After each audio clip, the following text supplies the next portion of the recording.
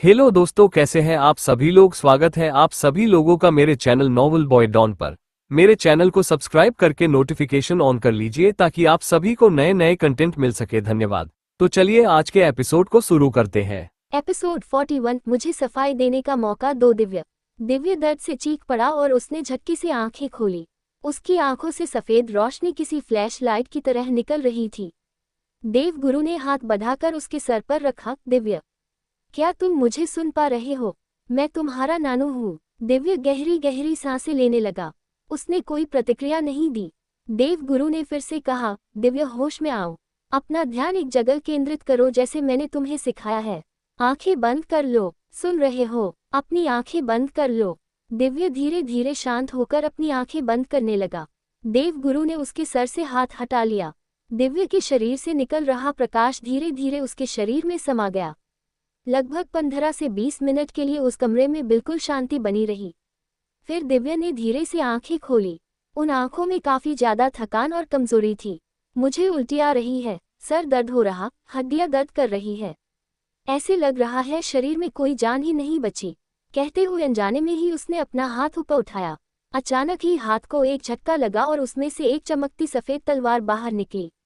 देव गुरु ने झटके से अपनी गर्दन पीछे लेकर खुद को बचाया और अगले ही पल दिव्य के सर में चपत लगाई। ध्यान लगाओ, अपनी शक्तियों को नियंत्रण में रखो। कैसे रखूं? ये मेरे हाथ में नहीं है, दिव्य ने कहा। अगले ही पल वो तलवार हाथ में समा गई। देव गुरु ने अफसोस के साथ सर हिला दिया। अब समय आ चुका था दिव्य को उसकी यादें लौटने का, वरना वो पूरा घर कुछ ही समय में तहस नहस कर देता।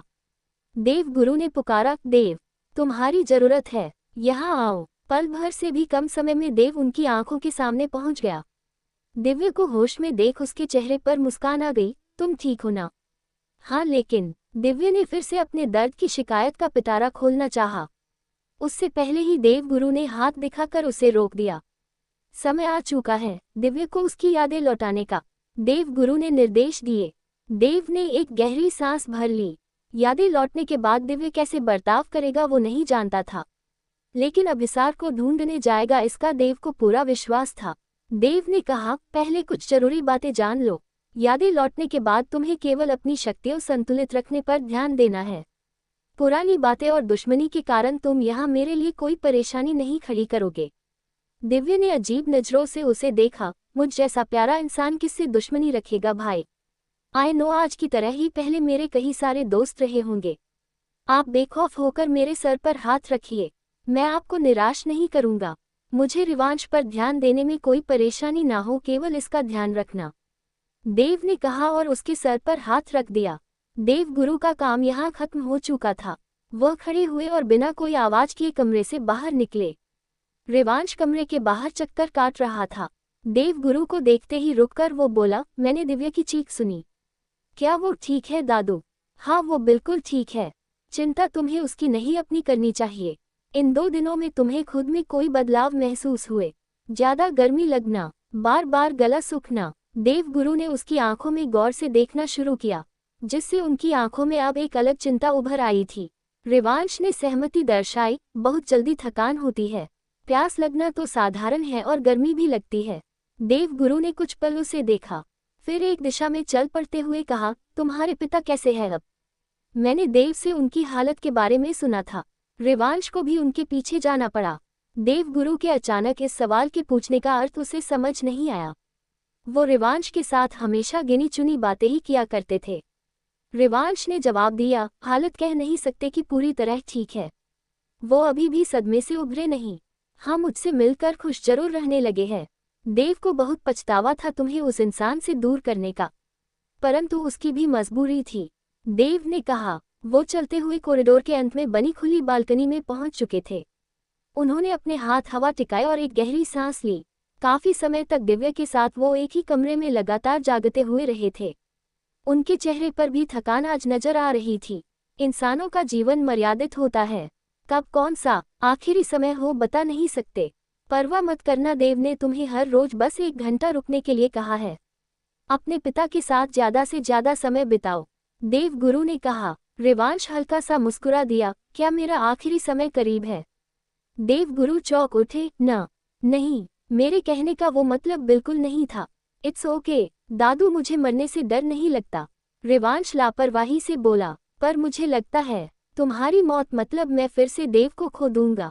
जैसे वो मेरे लिए अपने पुत्र की तरह और जरूरी है, ठीक उसके लिए भी तुम और दिव्य बहुत जरूरी हो। उसके प्रेम पर कभी अविश्वास मत दिखाना। दादू ने कहा, मुझे आप और देव भाई पर बहुत विश्वास है। इवन वो शैतान भी आप लोगों के बारे में बुरा नहीं बोल पाते। रिवांश ने हल्की मुस्कान के साथ कहा। देव गुरु ने प्यार से उसके सर पर हाथ फेरा, अगर हमने तुम्हें इस बार खो दिया तो अगला जन्म हम तुम्हें किसी स्वर्गवासी से दिलाएंगे, ताकि तुम्हें इस तरह की तकलीफ झेलनी ना पड़ी। दैविक और शैतानी शक्ति एक साथ रहना एक अनोखे व्यक्ति को बनाती है, परंतु उसके साथ हर कोई तुम्हारे खिलाफ भी हो जाता है। मैं इन शैतानी शक्तियों को तुम्हारी आत्मा से दूर करने की पूरी कोशिश करूंगा। रिवांश ने पलकें झपका दी, मुझे कोई प्रॉब्लम नहीं है इस चीज से। शाम हो चुकी है, तुम्हें जाना होगा ना? देव गुरु ने पूछा। हाँ, पर उससे पहले एक बार दिव्य से। रिवांश कह ही रहा था कि किसी के पीछे आकर खड़े होने की आहट उसे सुनाई दे गई। रिवांश पलट गया। दिव्य को देख उसके होठों पर मुस्कान आ गई। वो बिल्कुल पहले जैसा हो चुका था, बस चेहरे की मस्ती आज कहीं गायब थी। कैसे हो? बेहतर लग रहा है अब तुम्हें? रिवांश ने पूछा। वो दिव्य के शरीर में भी बदलाव की अपेक्षा कर रहा था शक्तियां जागने के बाद। हाँ, मैं अब इतना बेहतर हूँ कि कोई तुम्हारा बाल भी बांका नहीं कर सकता मेरे होते हुए। दिव्य ने घमंड से कहा, चले, तुम्हारे जाने का समय हो चुका है। देव गुरु की नजरें देव से जा मिली, जो अफसोस जता रहा था खुद पर। उसने फिर एक बार दिव्य को चेतावनी दी, जो बातें मैंने बताई थी उनका ध्यान रहे। जरूर, दिव्य ने लापरवाही से कहा। मतलब वो देव की एक नहीं सुनने वाला था। दिव्य ने रिवांश का हाथ पकड़ा और उसे लेकर वहां से चला गया। ये लड़का, मुझे डर लग रहा है, क्या मैं भी जाऊं इनके पीछे? देव ने कहा। देव गुरु आंखें घुमाकर बोले, मुझसे क्यों पूछ रहे हो? जो तुम्हें सही लगे करो। आप फिर नाराज हो गए? देव ने आंखें छोटी कर ली। मेरी नाराजगी खत्म ही कब हुई थी? देव गुरु ने कहा। छोड़ो, अब बहुत दिन हो गए उस बात को, भूल कर आगे बढ़ो। देव ने बेचारगी से कहा। समय आने पर तुम मिट्टी ही खाओगे, ये मुझे पहले से पता है। तो क्यों मैं आगे बढ़ूं? देव गुरु कहकर उसकी बगल से निकल गए। परेशान करने मत आ जाना मुझे। देव गुरु, देव ने पुकारा, लेकिन वो कुछ सुनने को तैयार नहीं थे। शैतानी हवेली में आज के अभ्यास की तैयारी हो चुकी थी। रिवांश को लेने के लिए शूल निकलने वाला था, पर तभी दिव्य के साथ रिवांश वहां पहुंच गया। दिव्य को देख अभिसार ने एक गहरी सांस भर ली। तभी दिव्य ने रिवांश का हाथ छोड़ा और अपने हाथ को एक झटका दिया। उसके हाथ में तलवार आ गई। दिव्य का चेहरा बिल्कुल ही भावहीन हो चुका था। अगले ही पल उसने बिजली की गति से अभिसार के ऊपर वार कर दिया। सब लोग चौंक उठे। दिव्य की तलवार अभिसार की तलवार से टकरा गई। रिवांश सदमे से बाहर आकर बोला, दिव्य क्या कर रहे हो? पुराना हिसाब किताब बाकी है, तुम अपने अभ्यास पर ध्यान दो। इसे मारूंगा नहीं मैं इतनी जल्दी, दिव्य ने सर्द लहजे में कहा। उसकी नजरें अभिसार से मिली हुई थी। सो कूल, दिव्य के पास भी तलवार है। विराश पूरी तरह इम्प्रेस होकर बोला। रुद्रायण ने सर हिलाया। विराश के गले में हाथ डालकर उसे घुमाया और रिवांश को चलने का इशारा करते हुए बाकी दोनों से कहा, लड़ाई करने के लिए घर के बाहर जाओ और मेरे गुलाब के बाग को कुछ हुआ तो 100 बार सोच लेना। शूल ने भी कंधे झटक दिए। रिवांश पर ध्यान देना ही उसकी प्राथमिकता थी। जब थक जाएंगे तब रुक जाएंगे सोचकर उसने दिव्य और अभिसार को अकेला छोड़ दिया। अभिसार के कदम लगातार पीछे जा रहे थे। दिव्य के अंदर अभी उतनी ताकत नहीं थी, फिर भी वो अभिसार पर भारी पड़ रहा था। मुझे सफाई देने का मौका दो दिव्य। अभिसार ने अपना पैर पीछे दीवार से लगाया और दिव्य को रोक लिया। तुम्हारी सफाई करने का मुझे मौका दो तुम, दिव्य ने गुस्से में कहा। अचानक ही अभिसार उसके सामने से गायब हो गया और दिव्य हल्का सा दीवार की ओर लखा गया। उससे पहले ही अभिसार ने उसकी तलवार पकड़ी, कलाई थाम ली और दूसरे हाथ से कमर पकड़ अपनी ओर खींचा। दिव्य की पीठ उसके साइन से टकरा गई। तभी अभिसार ने गहरी आवाज में उसके कान के पास कहा, वो मैं नहीं था जिसने तुम पर वार किया। जब तक मैं पहुंचा तुम सबको छोड़कर जा चुके थे। मुझे तुम पर विश्वास नहीं, तुच्छ शैतान। कायरों की तरह पीछे से वार करना तुम्हारी आदत है। मेरे सामने आओ, दिव्य ने छूटने की कोशिश करते हुए कहा। अगर मैं काया होता तो तभी तुम्हें खत्म कर देता जब तुम एक कमजोर इंसान थे। तुम्हारी शक्तियां जागने तक अपनी मौत का इंतजार नहीं करता। मुझे खुद को साबित करने का मौका दो, अभिसार ने कहा। दिव्य ने चीख कर उसकी बात को अनसुना करते हुए खुद को आज़ाद करा लिया। अपनी तलवार के साथ वो पलटा तो अभिसार हवा में ही पीछे मुख्य दरवाजे की तरफ चला गया। दिव्य की आंखों में पल भर के लिए एक सफ़ेद चमक आकर गायब हो गई। फिर वो भी पलक झपकते ही उसके करीब पहुंचा। उसने अभिसार पर वार कर दिया। उनकी तलवार आपस में टकराने लगी और यूं ही वो हवेली से बाहर निकलकर बगीचे में पहुंच गए।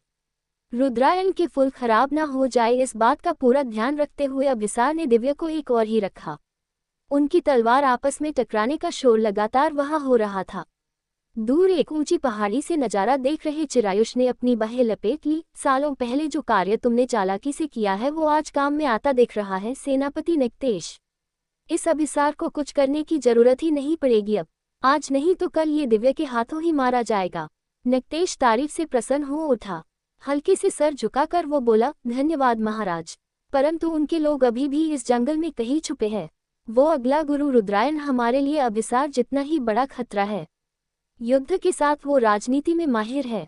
जैसे उसका पिता मारा गया उसी तरह इसे भी यही खत्म कर देंगे।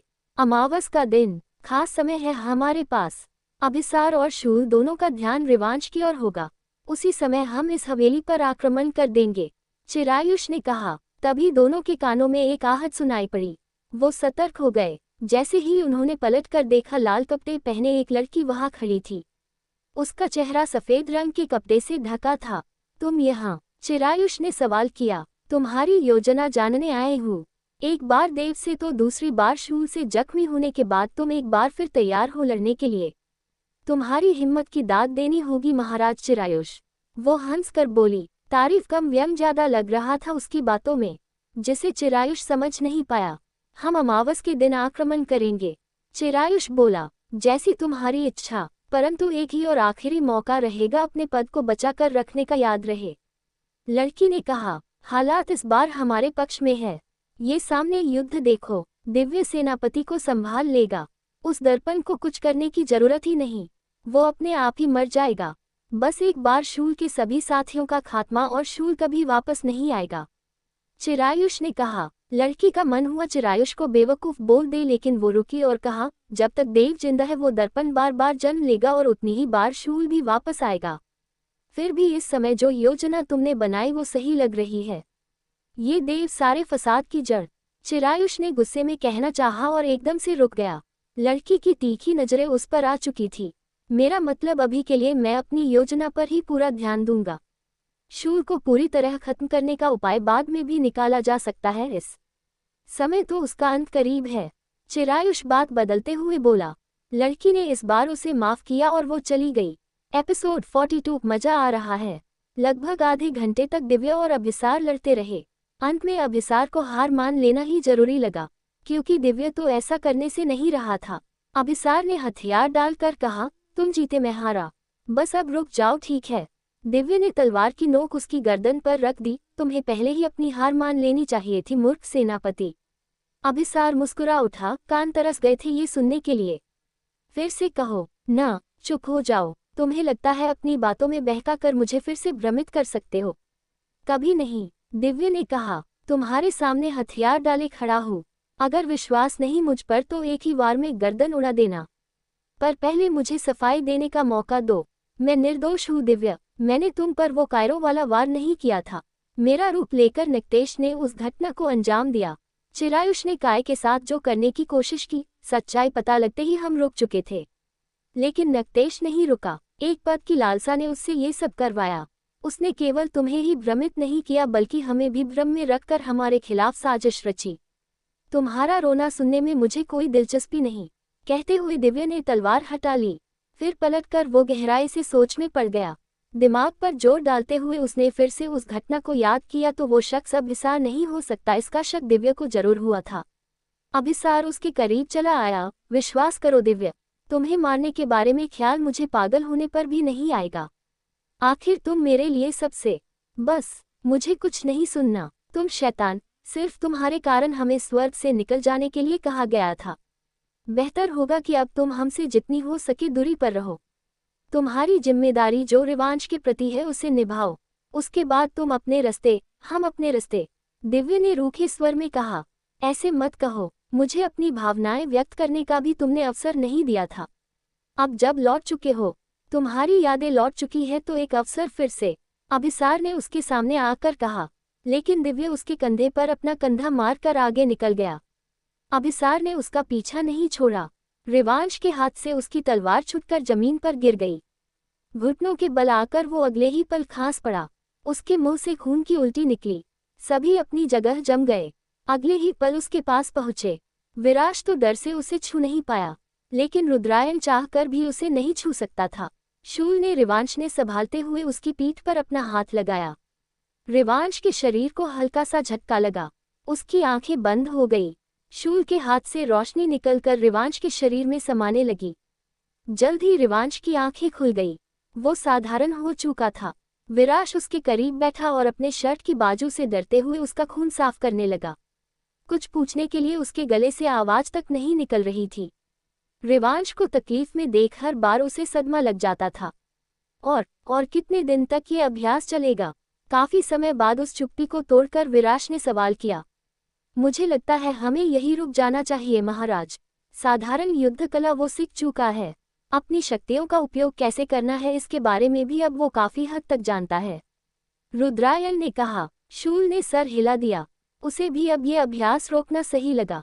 रिवांश ठीक नहीं था और दिन प्रतिदिन उसकी हालत में और बिगाड़ होना शुरू होता।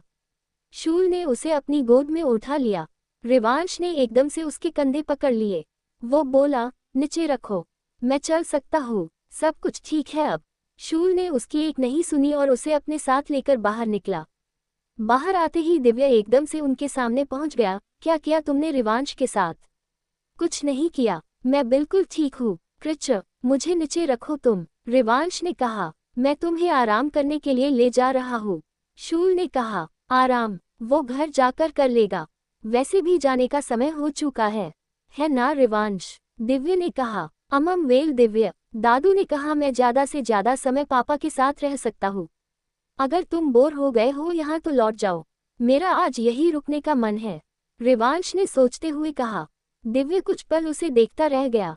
तभी अभिसार ने कहा, आप रुकेंगे रिवांश? मतलब दिव्य भी जरूर रुकेगा, वरना वापस जाकर इसे जवाब भी देना होगा आपको क्यों अकेला छोड़ दिया, है ना दिव्य? दिव्य ने उसे खा जाने वाली नजरों से घूरा। फिर भी अभिसार मुस्कुराता रहा और आगे बोला, और मैं इसे बिल्कुल बोर नहीं होने दूंगा। आप अपना समय महाराज और विराज के साथ आराम से बिता सकते हैं।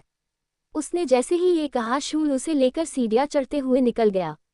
उसके पीछे विराज भी भाग गया। पीछे बचे दिव्य, रुद्रायन और अभिसार। रुद्रायन सर पकड़कर बैठ गया। रिवांश की हालत लगातार बिगड़ रही है। क्या अमावस तक उसका शरीर सहन कर पाएगा? ऐसी हालत में उसे हर पल महाराज के करीब रहने की आवश्यकता है।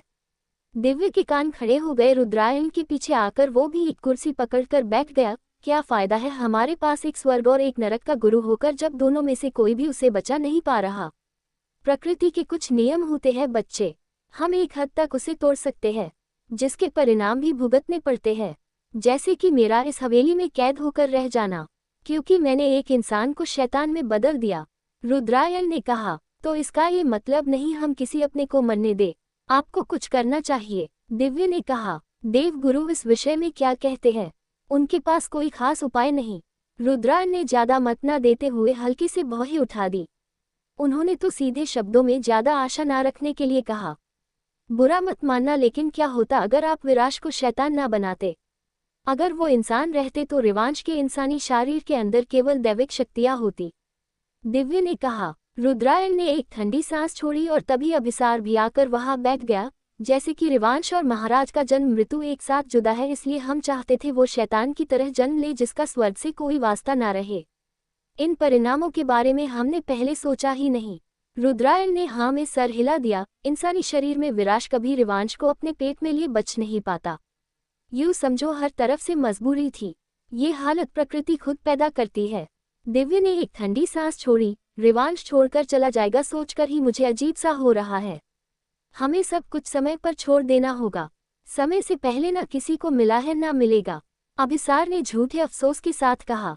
दूसरी तरफ एक कक्ष का दरवाजा खुला और रिवांश को लिए शूल सीधे उस कक्ष में बने एक बड़े से पानी के कुंड के पास चला गया। उसने वो रिवांश को लेकर उतरा। ठंडा पानी शरीर को महसूस होते ही रिवांश के चेहरे पर एक राहत उतर आई।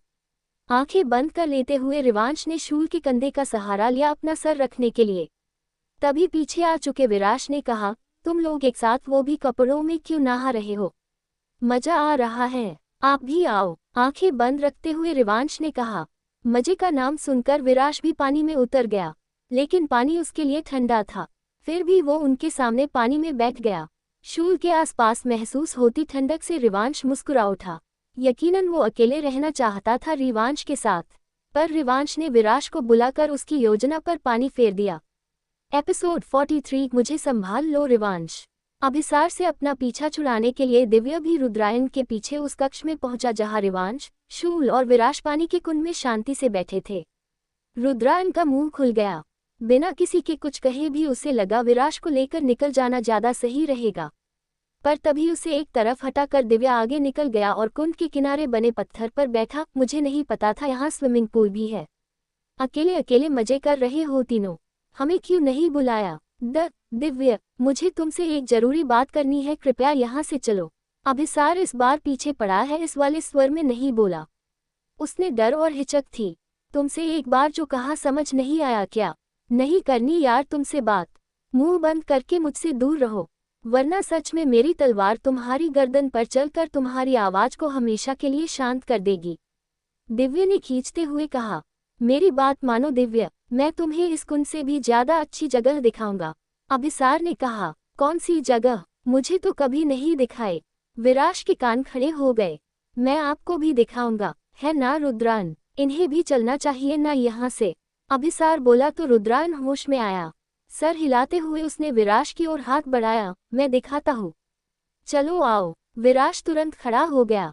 उसने रिवांश से कुछ कहना चाहा पर रुक गया। रिवांश की आंखें काफी समय से बंद थी, मानो उसे नींद आ गई हो। विराश चुपचाप रुद्रायन के साथ जाने के लिए तैयार हुआ। दिव्या अकेला वहां रुककर क्या करता? मजबूरन उसे भी जाना पड़ा। पीछे रह गए सिर्फ शूल और रिवांश। शूल ने रिवांश के इर्द गिर्द मजबूती से अपनी बाजुओं को लपेट लिया। रिवांश कसमसा कर बोला, कृचा अपना मुंह दूसरी तरफ करो, तुम्हारी गंदी सांसें मेरे मुंह में जा रही है। शूल ने उसे बाजुओं में दबोच लिया। अपनी स्वामी को ऐसे दूर नहीं करते हैं। स्वामी माय फुट। रिवांश शरारती मुस्कान के साथ बोला। तुम्हें गर्मी लग रही है ना? कपड़े उतारने में मदद करो। शूल ने कहा। तुम्हारे दिमाग में मेरे लिए बहुत गंदे ख्याल है, उन्हें बाहर निकालने में मैं कुछ मदद करूं? रिवांश ने आंखें खोलकर उसकी ओर गर्दन घुमाई। शूल की सांसें फिर उसके होठों पर पड़ने लगी।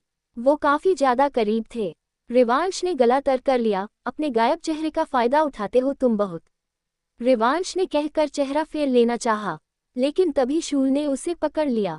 उसमें होठों ने रिवांश के होठों के ठीक नीचे ठुड्डी को छू लिया। एक सिहरन रिवांश के शरीर में दौड़ गई। शूल की कलाई को उसने कसकर पकड़ा। उसकी सांसें तेज होने लगी।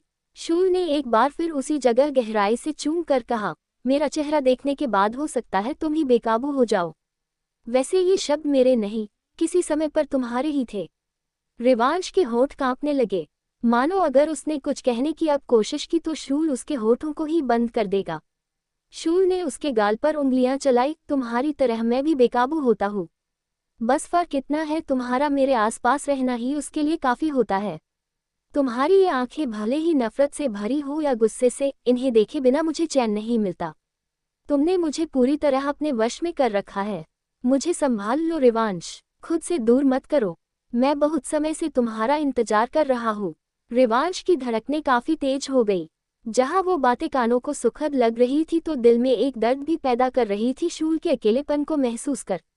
रिवांश ने हल्के से शूल की कलाई पर अपनी उंगलियों से पकड़ कसकर उसे अपने करीब खींचा। दोनों के बीच का अंतर पूरी तरह मिट गया। उनके होठ एक दूसरे से मिल गए। रिवांश नहीं जानता था शूल ने इस समय क्या महसूस किया, किस तरह के भाव उसके चेहरे पर होंगे, लेकिन उसकी आंखें जरूर सुकून से बंद हो गई। कुछ समय बाद मानो शूल होश में लौटा हो। उसने दोनों हाथों में रिवांश का चेहरा थाम लिया। किसी प्यासे को पानी मिल जाने जितनी बेताबी से वो रिवांश के होठों को चूमने लगा। रिवांश ने एकदम से आंखें मिच ली। उसके पेट में तितलियां उड़ रही थी। दिमाग से सभी ख्याल दूर हो चुके थे। उसने सही किया या गलत इस बारे में भी उसे नहीं सोचना था। जब उसे सांस लेने में दिक्कत हुई तो उसने शूल के सीने पर हाथ रख उसे पीछे करने की कोशिश की।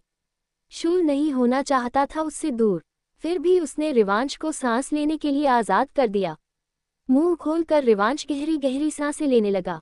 उसकी आंखें अभी भी बंद थी, चेहरे पर शर्म की लाली थी। शूल ने उसके माथे से अपना माथा जोड़ लिया। क्यों रिवांश? ये उपकार है, ऐसा ही समझ लो। भले ही कुछ दिनों में मैं जीऊं या मर जाऊं, किसी को पीछे निराश नहीं छोड़ूंगा अपने कारण। रिवांश ने जवाब में कहा। किसने कहा हम तुम्हें मरने दे रहे हैं? शूल हल्की नाराजगी से बोला। मैंने अब सोचना छोड़ दिया है, जो होगा देखा जाएगा, रिवांश ने कहा। शूल ने फिर से उसका चेहरा पकड़ और उतनी ही शिद्दत से रिवांश को चूमना शुरू किया। रिवांश ने उसे रोकने की कोशिश नहीं की। दूसरी तरफ अभिसार के पीछे दिव्य और रुद्रायन के साथ विराश वो लोग महल के निचले स्तर पर लौट आए। अब कुछ दिखाने का बहाना क्या, मतलब दिखाना भी होगा। विराश के कपड़े बिल्कुल सूख चुके थे, मानो वो कभी गिले ही ना हुए हो। इस बीच मुख्य दरवाजा देखते ही दिव्य ने माथे पर सिलवटे लिए कहा, वेट, हम बाहर जाने वाले हैं। लेकिन रुद्रायन और विराश तो नहीं जा सकते। आई मीन तुम्हें अपने शैतानी गुरु को ले जाना है तो ले जाओ, लेकिन विराश को नहीं। दिव्य बीच में ही रुक गया, लेकिन अभिसार दरवाजे तक जा चुका था। उसने गर्दन घुमाए और हल्की मुस्कान के साथ कहा, हम कहीं बाहर नहीं जा रहे, महल के अंदर ही है ये जगह। कहते हुए उसने एकदम से दरवाजा खोल दिया। बाहर रात हो रही थी, लेकिन अब दरवाजे खुलने के बाद चारों तरफ सूरज जैसी रोशनी नजर आने लगी। हरी घास बाहर दिख रही थी, जबकि इस हवेली से बाहर कदम रखते ही काले गुलाब का बाग शुरू होता था। दिव्य हैरानी से बोला, ये काल्पनिक दुनिया है ना? किसने बनाई? सही पहचाना, ये हमने अपनी सुरक्षा के लिए बनाई है। रुद्रायन ने सबसे पहले दरवाजे से बाहर कदम रखा, फिर सबको आने का इशारा किया। विराश दौड़कर वहां पहुंचा। कितने समय से उसने सूरज की ऐसी रोशनी, हरी घास नहीं देखी थी। दूर दूर जहां तक नजर जाए वो बस हरा भरा मैदान था। सबसे अंत में दिव्य ने वहां कदम रखा। काल्पनिक दुनिया सुरक्षा के लिए, यानी यहाँ खतरा है, क्योंकि इसे मैंने बनाया है और सबसे पहले कदम भी मैंने रखा, तो सभी खतरे मेरे आदेश मिलने तक हट चुके हैं, रुद्रायन ने स्पष्ट करते हुए बताया। दिव्य ने कहा, इस हवेली पर आक्रमण हो सकता है, उसका डर था ही मुझे, पर अच्छा लगा देख तुम लोग पहले से तैयारी में हो। खुद मरो या कुछ भी करो, विराश को कुछ नहीं होना चाहिए, इसका ध्यान रखना। तुम हमारे ही किसी शख्स की सुरक्षा की धमकी हमें ही दे रहे हो। चिंता मत करो, हमारी प्राथमिकता भी विराश ही है, तुमसे ज्यादा चिंता है मुझे उसकी, रुद्रायन ने आराम से कहकर दिव्य को चुप करा दिया। दूसरी तरफ विराश के दौड़ने के लिए वो मैदान कम पड़ रहा था। अचानक ही वो रुक गया और पलटकर उसने कहा, रुद्र, यहाँ अभ्यास करे, जो तुम करना चाहो, रुद्रायन ने कहा। विराश दोबारा उसके पास पहुंच गया, तो फिर यहाँ पहले क्यों नहीं लाए मुझे? कई वर्षों की मेहनत लगी है मुझे उसे बनाने में, ये हाल ही बनकर तैयार हुआ। इसके अलावा ये सुरक्षा के लिए बनाया गया है, फिर भी तुम जब चाहो यहाँ आ सकते हो अब, रुद्रायन ने कहा। तो शुरू करे, विराश चाहकर बोला। रुद्रायन ने सर हिलाया और जल्द ही वो तलवार से अभ्यास करने लगे। दिव्य हाथ बांधे खड़ा बस उन्हें देखे जा रहा था। तभी अभिसार ने उसके कंधे पर कोहनी टिकाई। वो कुछ कहता उससे पहले ही दिव्य ने अपना कंधा नीचे कर उसका हाथ सरका दिया। अभिसार हल्का सा लड़खड़ा गया। जल्द ही खुद को संभाल कर उसने कहा, दिव्य, इतना रूखा बर्ताव ना करो। क्या तुम अभी भी मुझे दोषी मानकर मुझसे नफरत करते हो? मैंने तुम्हें जिंदा छोड़ दिया, इसका शुक्र मनाओ और मुझसे दूर रहो। तुम्हें पता है ना, मैं बार बार चेतावनी नहीं देता, दिव्य ने कहा। मैं तुमसे दूर नहीं रह सकता, मैं तुम्हें किसी और को नहीं दे सकता, मैं तुम्हारा होना चाहता हूँ दिव्य, मुझे एक मौका दो, अभिसार ने कहा। बार बार भीख मांगना बंद करो मूर्ख सेनापति, तुम्हारे अंदर आत्मसम्मान है कि नहीं? मना कर दिया तो पीछे हट जाओ अब, दिव्य ने परेशान होकर कहा। तुम्हारे लिए मैं अपना आत्मसम्मान पैरों तले भी कुचल सकता हूँ।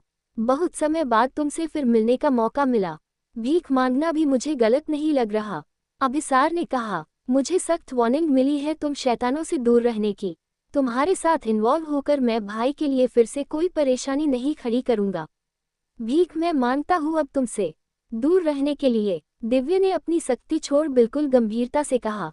अभिसार का चेहरा उतर गया। मुझे ये जवाब नहीं सुनना था, मेरी कोशिश नहीं रुकेगी, तुम मेरे लिए चीजें मुश्किल करोगे, इससे ज्यादा कुछ नहीं। कल से मैं यहाँ आना बंद कर दूंगा, दिव्य ने कहा और उसकी तरफ पीठ कर ली। अगर तुम नहीं आए तो मैं पहुंच जाऊंगा तुम्हारे घर के बाहर। अभिसार ने कहा, पागलपन बंद करो मूर्ख, हम कभी साथ नहीं हो सकते। दिव्य ने कहा, ये तो समय ही बताएगा, बस तुम अपनी बातों पर टिक नहीं पाओगे, मुझसे लिख कर ले लो। अभिसार ने जैसे कोई वादा करते हुए कहा। दिव्य ने सर हिलाया, ये कभी नहीं होगा, कभी भी नहीं। इतना कहकर वो अभिसार से दूर चला गया, लेकिन अभिसार ने उसका पीछा नहीं छोड़ा। रिवांश को बाजुओं में उठाए शूल अपने कमरे में ले गया। रिवांश के शरीर पर बस एक पैंट थी। शूल ने उसे बिस्तर पर लिटा दिया। वो खुद भी दूर नहीं हुआ। रिवांश ने धीरे से कहा, मेरे जाने के बाद पापा बहुत ज्यादा रिएक्ट करेंगे ना। रुद्रायन के लिए अब बुरा लगने लगा है। रुद्रायन का शुरू से दोष नहीं था, बेवजह उन्होंने विराश की नफरत सालों से झेली। तुमने भी उन्हें समझने की कोशिश नहीं की। शूल के बालों में धीरे धीरे उंगलियां चलाने लगा, जिससे रिवांश की आंखें बंद हो गई। मुझे उनके लिए कुछ करना चाहिए। पापा को अच्छे से समझाना होगा ताकि वो मेंटली इस बार प्रिपेयर रहे। हम तो चले जाएंगे, पीछे उन्हें रहना है तकलीफ झेलने के लिए अकेले। उनकी सुरक्षा का अच्छे से इंतजाम करना मत भूलना। तुम्हारा वो दुश्मन इस जगह को ढूंढ सकता है, रिवांश ने कहा। तभी शूल ने अपनी ठंडी उंगली उसके होठों पर रख दी। क्या तुम चाहते हो मैं फिर से इन्हें बंद कर दूं अपने होठों से?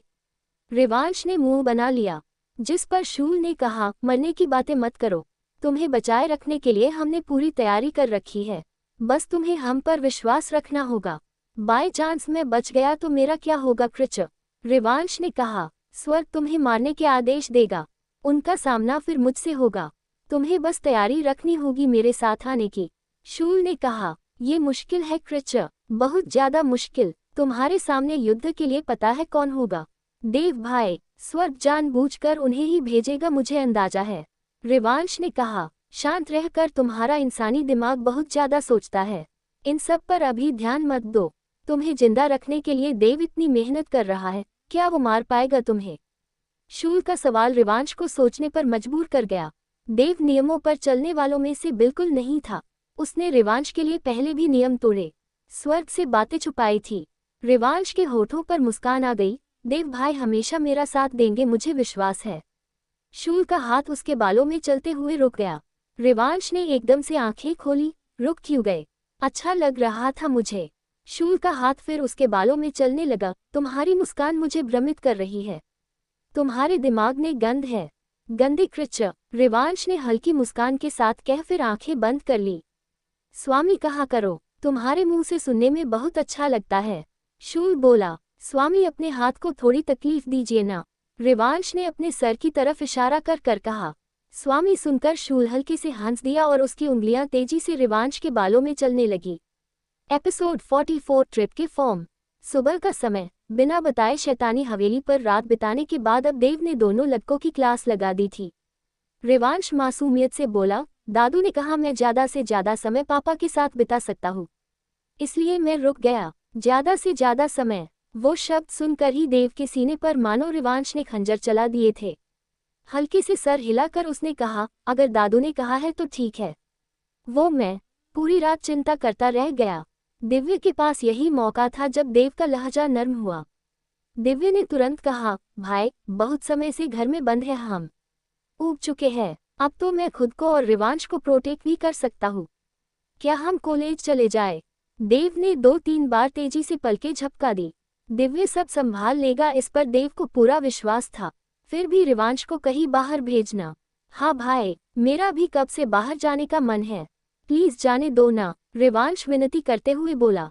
अपना ख्याल रखोगे? देव ने पूछा। पूरा। दिव्य भी तो साथ है, रिवांश ने उत्साहित होकर कहा।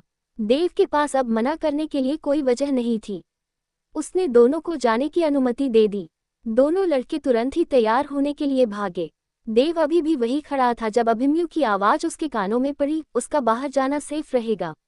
देव ने सर हिलाया। दिव्य पर विश्वास किया जा सकता है। वो शैतान यूं ही हमसे लड़ने के लिए सामने नहीं आते, क्योंकि उन्हें पता है उनकी शैतानी शक्तियां यहाँ कमजोर होती है। बेफिक्र रहिए, बहुत थोड़ा समय बचा है अमावस में। हम आप पर विश्वास कर रहे हैं, प्लीज उसे बचा लीजिए, अभिमन्यु ने कहा। शायद वो चुपके से देव के साथ बात करने आया था। रेवा को तो खबर भी नहीं थी इस बात की रिवांश हर रोज शूल के पास जा रहा है। देव ने एक गहरी सांस लेकर बस हल्के से सर हिलाया। इतने समय तक सबको आशा देने के बाद अब उसके खुद के पास ही कहने के लिए कुछ नहीं बचा था। राजगढ़ यूनिवर्सिटी। दिव्य ने गाड़ी से बाहर आकर अंगड़ाई लेते हुए कहा, फाइनली किसी कैद से बाहर निकले हैं ऐसा लग रहा। ब्रो, यहाँ से जाने के बाद मेरा क्या होगा? पार्टीज, कार, फोन, इंटरनेट के बिना मैं कैसे रहूंगा? रिवांश ने हैरानी से कहा, ये सब वहाँ नहीं है तो लोग मनोरंजन के लिए क्या करते हैं? युद्ध ऑफ कोर्स, दिव्य ने शैतानी करते हुए कहा। रिवांश का मुंह बन गया, मजाक मत करो, वहाँ का सिस्टम अलग है, लेकिन अब काफी समय बीत चुका है तो हो सकता है बदलाव हुए हो। दिव्य ने कहा, और नर्क लोक कैसा है? क्या तुम कभी गए हो वहाँ? रिवांश ने धीरे से पूछा। कभी गया तो नहीं लेकिन सुना है वो जगह सबसे बदतर है। हम जैसे लोग रह नहीं पाएंगे वहाँ। हर पल चीखों का शोर कान फाड़ देता है। वहाँ पर रोशनी का अता पता नहीं, दिव्य ने अफसोस के साथ कहा, जिसे सुनकर रिवांश के चेहरे का रंग उड़ चुका था। खैर, मैंने बस सुना था, देखा नहीं, हो सकता है वहाँ भी कोई बदलाव हुए हो। आफ्टर ऑल इतना समय बीत गया, शैतानों से तो हम लोग सीमा पर ही मिलते थे, दिव्य ने कहा। जैसे ही उसे एहसास हुआ रिवांश उसकी याददाश्त पर गौर करते हुए कोई सवाल पूछ सकता है, उसने बात बदल दी और कहा, कॉलेज का माहौल आज अलग लग रहा। सब बाहर क्यों घूम रहे हैं? रिवांश का ध्यान भटक गया। तभी नव्या भागते हुए उनके पास पहुंच गई। फाइनली तुम दोनों ने दर्शन दे दिए। तुम्हारे हाथ में क्या है? दिव्य ने एक पेपर उसके हाथ से खींच लिया। ट्रिप के फॉर्म है, मैंने हम तीनों के लिए लेकर भर दिए। मैं बस इसके बाद तुम्हें कॉल ही करने वाली थी। हम जा रहे हैं राइट? नव्या ने उत्सुकता से कहकर उनके जवाब का इंतजार किया। दिव्य ने सवालिया नजरों से रिवांश को देखा। ट्रिप का नाम सुन रिवांश सोच में पड़ गया था। उसने धीरे से कहा, कितने दिन के लिए है? 3 दिन। बहुत सारी ऐतिहासिक जगह शामिल है। लास्ट नाइट में कैंपिंग होगी और फिर घर वापसी, नव्या ने बताया। रिवांश ने फौरन कहा, दिव्य क्या हम जा सकते हैं? उसके मुंह से निकली हर बात को पूरा करने की मानो सबने कदम खा ली थी। दिव्य अपना फोन निकाल कर बोला, मैं भाई से पूछ लेता हूँ। जब तक वो कॉल पर बात कर रहा था, रिवांश और नव्या इंतजार करने लगे।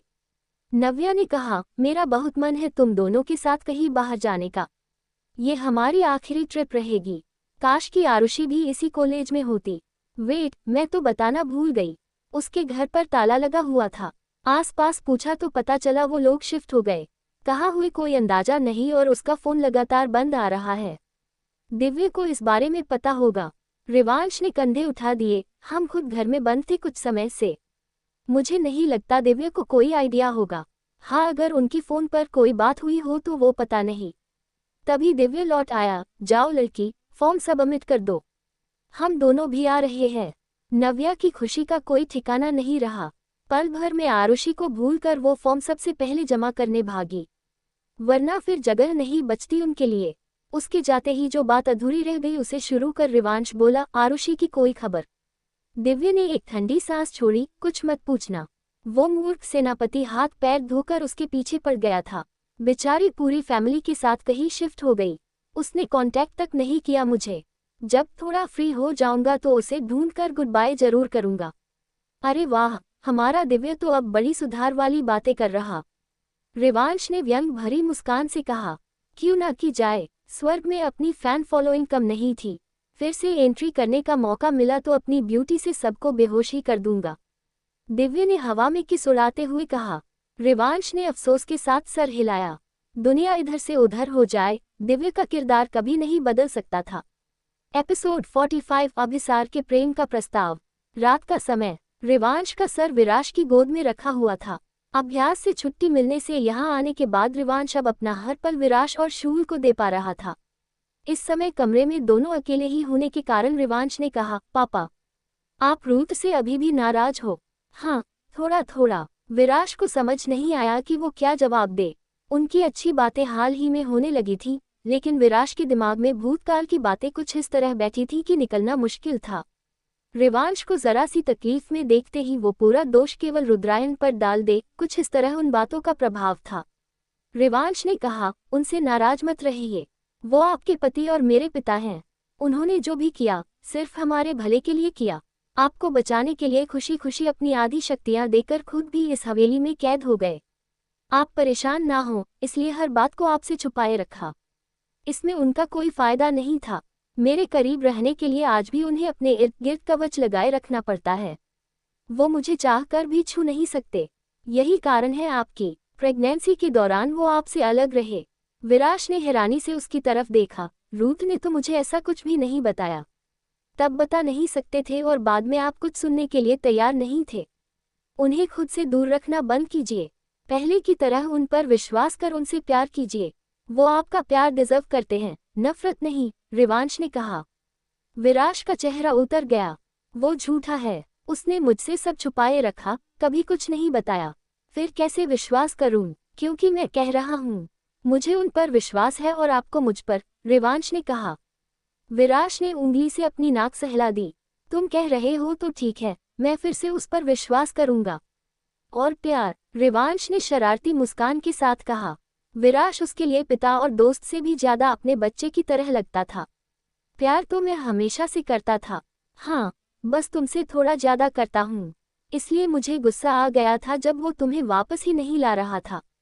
नफरत नहीं करता मैं उससे, विराश ने सफाई देते हुए कहा। देखो, अब वो मुझे वापस आपके पास ले आए। और मेरी बात ध्यान से सुनिए। मैं रहूं ना रहूं, आपके पास आऊं या फिर ना आऊं, आप हमेशा रूथ के साथ रहेंगे, उन पर विश्वास करेंगे। अगर आपका कोई अपना है, आपकी चिंता करता है, तो वो सिर्फ रूथ है। रिवांश ने उठकर बैठते हुए उसके हाथ थाम लिए। कहीं जाने की बात मत करो ना तुम। कितनी मुश्किल से मिले हो। विराश मायूस होकर बोला। दुखी मत होइए, मैं कहीं भी चला जाऊं, लौटकर आपके पास जरूर आऊंगा, वादा है मेरा। बस तब तक आप शांति से मेरा इंतजार करेंगे और रूथ की हर एक बात सुनेंगे, रिवांश ने कहा। विराश की आंखें नम हो गईं। वो बातें अब सिर्फ साधारण नहीं रही थीं। रिवांश अभी से विराश को खुद से दूर जाता महसूस होने लगा। विराश ने रिवांश के हाथ झटक दिए और एकदम से गिरकर तकिए में अपना चेहरा छुपा लिया। बात मत करो मुझसे, अगर छोड़कर जाना है। पापा, रिवांश ने पुकारा। आगे बढ़कर उसने विराश को उठाना चाहा, लेकिन विराश ने अपना कंधा झटक दिया, उसका हाथ हटाने के लिए। रिवांश ने फिर भी जबरदस्ती उसे अपनी तरफ खींच लिया और सीने से लगाकर कहा, ओके फाइन, मैं कहीं नहीं जा रहा। आप तो अभी से मुझे दूर कर रहे हो, नाराज होकर। ये गलत बात नहीं है। तुमने भी मुझे 20 साल खुद से दूर रखा। वो गलत बात नहीं थी। विराश किसी बच्चे सा उसके सीने से लगा हुआ शिकायत कर बोला। देखा जाए तो सही कुछ भी नहीं। छोड़िए ये सब, अपना मूड ठीक कीजिए, फिर मैं आपको एक इंटरेस्टिंग चीज बताऊंगा, रिवांश ने कहा। विराश तुरंत ही अलग हुआ और कहा, क्या बताओगे? मैं और दिव्य ट्रिप पर जा रहे हैं। मेरा बहुत मन था हर साल जाने का, लेकिन कुछ कारणों से कभी नहीं जा पाया, स्कूल टाइम में भी नहीं। अब मेरा आखिरी साल है कॉलेज का, तो जरूर जाऊंगा, रिवांश ने खुशी से कहा। बहुत सी चीजें उसने अपने अंदर मार दी थी पहले, अब धीरे धीरे खुद को जिंदा कर रहा था वो, जिंदगी के मजे लेते हुए।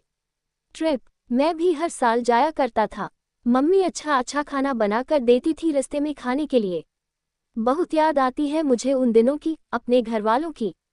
कहते हुए विराश उदास हो गया। तो मैं जाऊं ना, 3 दिन की ट्रिप है, रिवांश ने धीरे से कहा। वो विराश से अनुमति लेना चाहता था। विराश ने कुछ पल सोचने का नाटक किया, फिर एकदम से बोला, जरूर जाओ। बस 3 दिन ना, मैं तुम्हारा इंतजार कर लूंगा। रिवांश खुश हो गया और उसने विराश को गले लगा लिया। उसे विश्वास नहीं था विराश जाने देगा। दूसरी तरफ अचानक ही अभिसार और दिव्य के बीच तलवारों से युद्ध शुरू हो गया। यकीनन अभिसार लड़ना नहीं चाहता था, पर उसने दिव्य को इस हद तक मजबूर कर दिया कि दिव्य ने अपनी तलवार ही निकाल ली जवाब देने के लिए। अभिसार ने कदम पीछे लेते हुए कहा, मैं तुमसे लड़ना नहीं चाहता, और मैं आज तुम्हारी जबान हमेशा के लिए काट देना चाहता हूँ, ताकि तुम आगे से एक शब्द भी न बोल पाओ। दिव्य कहते हुए बिल्कुल गंभीर था। रुद्रायण ने हाथ बांधकर मजे लेते हुए तेज आवाज में कहा, आपको क्या लगता है महाराज, आज सेनापति की जीभ कटेगी या फिर ये स्वर्ग का वासी सिर्फ हवा में ही बातें करता है?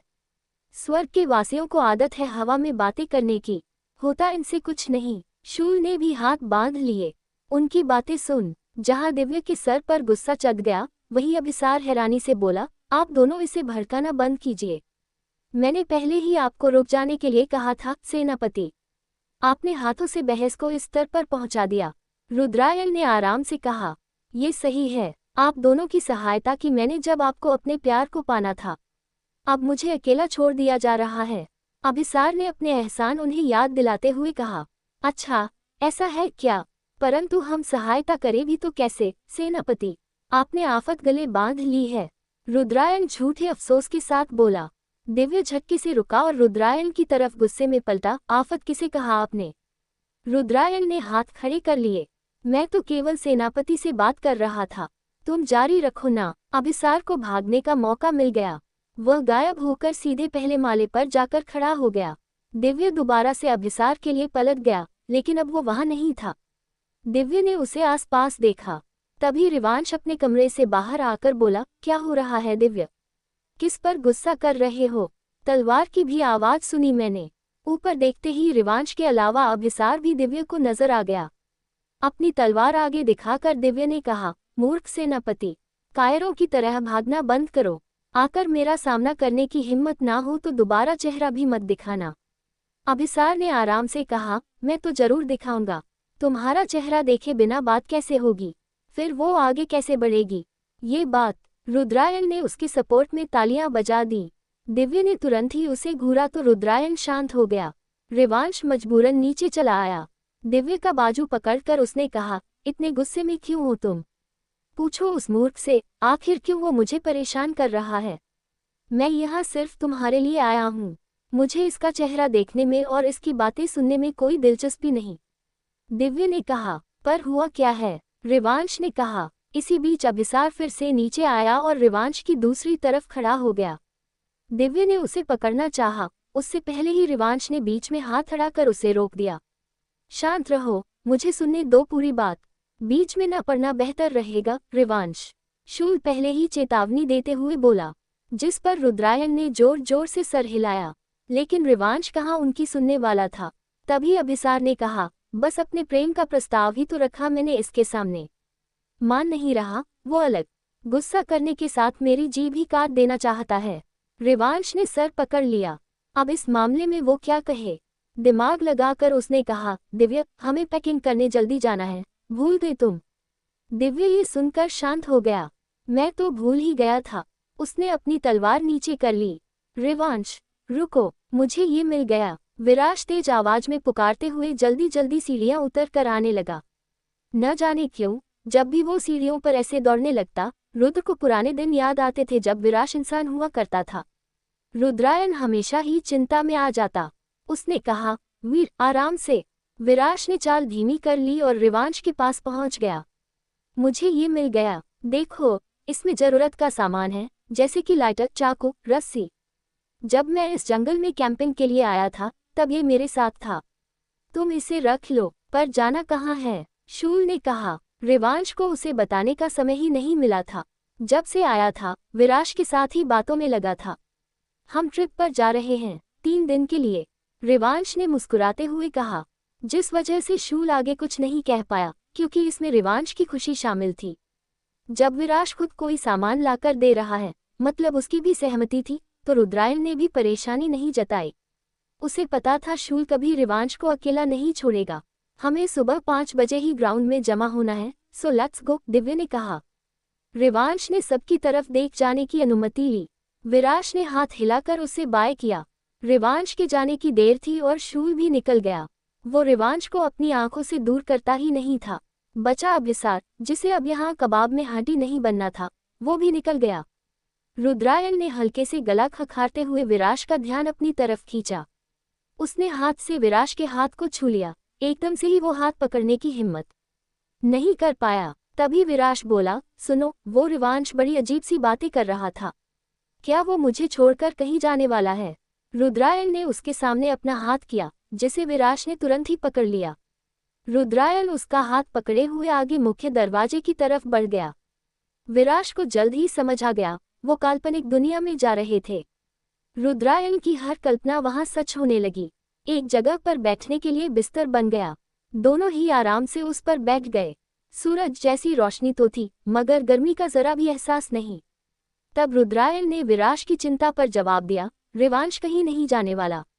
जब तक उसका पिता जिंदा है, उसे कुछ नहीं होगा। तुम पिता नहीं हो। विराज को ये कहना ज्यादा जरूरी लगा। रुद्रायण सर झुकाकर मुस्कुरा पड़ा। फिर उसने विराज की आंखों में देखा। ठीक है, माँ हूं मैं। चिढ़ा लो दोनों मिलकर इस बात पर। विराश दांत दिखाकर हंसने लगा जब रुद्रायण ने अपने मुंह से कबूल कर लिया। रुद्रायण ने कहा, जल्द ही सब कुछ ठीक हो जाएगा कृवांश महाराज, और हम दोनों भी। फिर हम अपने लोक लौट जाएंगे हमेशा के लिए। अपने मतलब तुम्हारे। विराश ने कहा, मैं तो अपने घर जाऊंगा, पहले मम्मी पापा से मिलूंगा। थोड़ा सा गुस्सा करेंगे वो मुझ पर, लेकिन मुझे विश्वास है माफ भी कर देंगे। वीर, तुम्हें नहीं लगता बहुत समय बीत गया है? क्या वो अभी भी तुम्हारा इंतजार करते मिलेंगे? रुद्रायण ने जैसे ही कहा, अनजाने में ही विराश की आंखें बहने लगीं। मानो इस सच्चाई को भी उसने कहीं न कहीं स्वीकार कर लिया था। क्या वो बूढ़े होकर मर गए होंगे? कोई तो बचा होगा ना? भाई, हो सकता है उनकी शादी होकर अब रिवांश जितने बड़े बच्चे भी हो गए हों। किसी से तो मिल पाऊंगा ना? विराश ने जैसे ही कहा, रुद्रायण ने उसे अपने सीने से लगा लिया। क्या मेरा इंतजार करते हुए ही उन्होंने दम तोड़ा होगा? तुम सब पता करवा सकते हो, फिर सेनापति को क्यों नहीं भेजते उनके बारे में पता करने के लिए? या फिर तुम्हें कुछ पता है और अब हर बार की तरह मुझसे छुपा रहे हो? विराश ने कहा, क्या मैं तुम्हारे लिए परिवार की तरह काफी नहीं? रुद्रायण ने कहा, मतलब कोई नहीं रहा क्या? विराश कांपती आवाज में बोला। रुद्रायण नहीं बता सकता था उसे कुछ भी खुलकर। उसने बात बदलना सही समझा। पहले हम रिवांश को ठीक करने पर ध्यान देंगे। बहुत सारा काम करना है उसके लिए, जरूरी तैयारियां करनी है। तुम मेरी मदद करोगे ना वीर? विराश का ध्यान भटका देना असल में काफी आसान था। उसने हाँ में सर हिला दिया। मैं तुम्हारी पूरी मदद करूंगा, बस तुम ऑर्डर देना कि मुझे क्या करना है। सुनो, क्या इस सब में रिवांश को दर्द होगा? उस दिन उसे खून की उल्टी हुई थी, ऐसा कुछ बताया नहीं जा सकता पहले से। आखिर उसका शरीर इंसानी है। फिर भी हमें हिम्मत रखनी होगी, हर चीज के लिए मानसिक तैयारी रखनी होगी। अंत में हम उसे मरने नहीं देंगे, बस यही उद्देश्य है हमारा। रुद्रायण की आवाज में एक आत्मविश्वास झलक रहा था। विराश में भी उसके आत्मविश्वास का थोड़ा बहुत अंश देखने को मिला। Thank you for your support.